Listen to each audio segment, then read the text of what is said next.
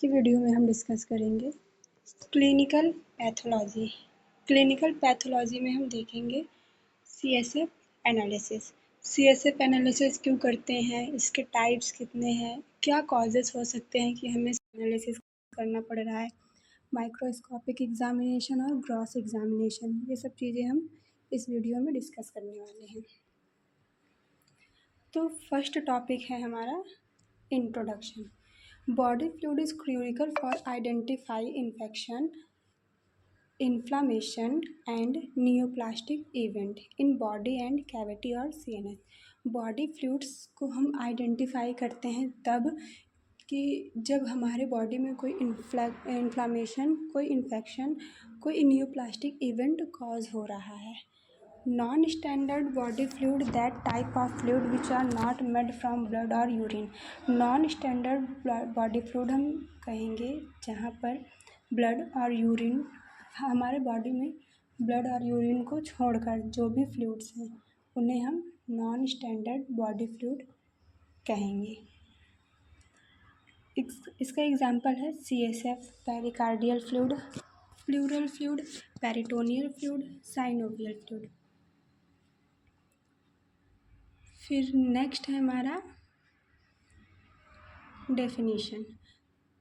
CSF is a clear colorless fluid that surrounds the brain and spinal cord. It protects the CNS and help in nutrients transport and waste removal। CSF एक clear और colourless fluid है जो हमारे brain और spinal cord के चारों तरफ present रहता है। ये हमारे ब्रेन और स्पाइनल कॉर्ड को न्यूट्रिएंट प्रोवाइड करता है और जो भी वेस्ट है उसको रिमूव करता है। It is produce mainly by the choroid flexes. CSF mainly choroid flexes में बनता है और CNS के थ्रू सर्कुलेट होता है। ये ब्रेन को कुशन की तरह प्रोटेक्ट करता है, कुशन प्रोवाइड करता है जिससे ब्रेन प्रोटेक्ट रहे। और ये ICP मतलब इंट्राक्रैनियल प्रेशर मेंटेन करता है ब्रेन का, न्यूट्रिएंट सप्लाई करता है, जो भी वेस्ट है उसको रिमूव करेगा और केमिकल स्टेबिलिटी मेंटेन करता है हमारे CNS पार्ट में। नेक्स्ट टॉपिक हमारा टाइप्स हम देखेंगे। बॉडी फ्लूइड्स और सीरस फ्लूइड, दो टाइप्स है। बॉडी फ्लूइड्स के अंदर आएंगे CSF मतलब सीरस फ्लूइड, साइनोवियल फ्लूइड और सेरेब्रो स्पाइनल फ्लूइड। ये फ्लूइड्स हमारे बॉडी फ्लूइड के अंदर आएंगे। सीरस फ्लूइड के अंदर आएगा pleural fluid, peritoneal fluid, pericardial fluid. फिर नेक्स्ट पॉइंट हमारा CSF एनालिसिस। इसमें हम पढ़ेंगे क्या कि CSF इज़ क्लियर और कलरलेस फ्लूइड होता है जो हमारे ब्रेन के वेंट्रिकल्स में पाया जाता है। ब्रेन के वेंट्रिकल्स में पाया जाता है सब आर्किनोइड स्पेस पर। ये क्या करता है कि CNS में जो कोरॉइड फ्लेक्सेस होते हैं वहाँ पर ये प्रोड्यूस होता है और ब्रेन को एक कुशन प्रोवाइड करता है ताकि इंट्राक्रैनियल प्रेशर मेंटेन रहे। ब्रेन का वेस्ट को रिमूव करता है और केमिकल स्टेबिलिटी मेंटेन करके रखता है ब्रेन में हमारे। फिर हम देखेंगे total volume of CSF। Normal volume है जो CSF का एडल्ट में 150 ml और न्यूनेट्स मतलब चिल्ड्रंस में 16 to 110 ml तक पाया जाता है। डिस्ट्रीब्यूशन ब्रेन में वेंट्रिकल्स में 25 ml और सब आर्किनॉइड स्पेस में 125 ml डिस्ट्रीब्यूशन होता है CSF का। एडिशनल पॉइंट क्या है कि जो CSF है 500 ml पर डे प्रोड्यूस होता है और रेगुलर रीअब्जॉर्ब होता रहता है। फिर है normally up to 2 ml of CSF is withdrawal specimen. जब भी हम CSF को विथड्रॉल मतलब एस्पिरेट कर रहे हैं एग्जामिनेशन के लिए तो क्या करना है, केवल 2 ml CSF ही विथड्रॉल करना है और विदिन 1 आवर उसे लेबोरेटरी में पहुंचाना है। अगर वो विदिन 1 आवर के अंदर लेबोरेटरी में नहीं जा रहा है तो सेल का डिग्रेडेशन हो सकता है जिसकी वजह से नेगेटिव रिजल्ट आते हैं एग्जामिनेशन में।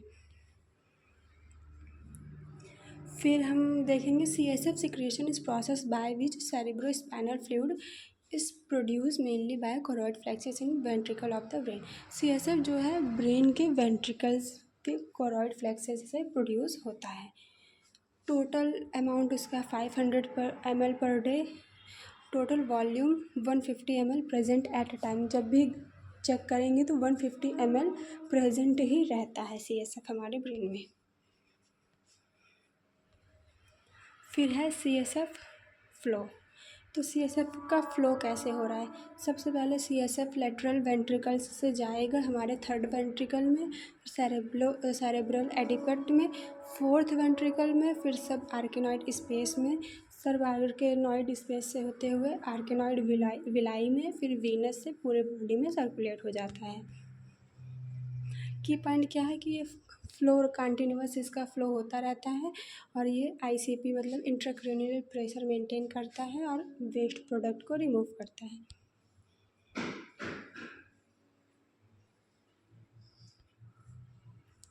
CSF composition refer to the various physical और chemical constituents present in cerebrospinal fluid। CSF physical और केमिकल चीज़ों से मिलकर बना होता है, जैसे कि water, protein, glucose, electrolyte and some small number of lymphocyte. कुछ लिम्फोसाइट और कुछ स्मॉल मॉलिक्यूल्स से भी मिलकर बने होते हैं CSF। फंक्शन देखेंगे क्या क्या है। तो फर्स्ट है इसका प्रोटेक्शन, मतलब शॉक एब्जॉर्बर। कुशन की तरह ये प्रोटेक्ट करता है हमारे ब्रेन को और स्पाइनल कॉर्ड को। कोई इंजरी या ट्रॉमा हुआ है उससे भी प्रोटेक्ट करेगा। मेंटेन करता है इंट्राक्रैनियल प्रेशर, जो भी स्कल के अंदर प्रेशर बन रहा है उसको मेंटेन करने में हेल्प करेगा। और अगर सडनली प्रेशर चेंज हो रहा है किसी एक्सीडेंट या किसी ट्रॉमा की वजह से, तो उससे भी प्रिवेंट करता है। न्यूट्रिएंट सप्लाई, CSF हमारे नर्व टिश्यू तक न्यूट्रिएंट्स को सप्लाई करता है, भेजता है न्यूट्रिएंट्स को हमारे नर्व टिश्यू तक। वेस्ट रिमूवल, जो भी मेटाबॉलिक वेस्ट प्रोडक्ट है उनको रिमूव करेगा हमारे ब्रेन से। केमिकल स्टेबिलिटी, मतलब केमिकल फंक्शन जो भी हो रहे हैं, नर्व फंक्शन, उसको मेंटेन करके रखता है। CSF प्रोटेक्ट करता है ब्रेन को, मेंटेन करता है केमिकल प्रेशर, मतलब केमिकल इन्वायरमेंट, सप्लाई करेगा न्यूट्रिएंट्स को, जो भी वेस्ट प्रोडक्ट है उसको रिमूव करेगा और केमिकल स्टेबिलिटी को मेंटेन करके रखता है। इम्पॉर्टेंस ऑफ CSF एग्जामिनेशन, क्या क्या इम्पॉर्टेंस है?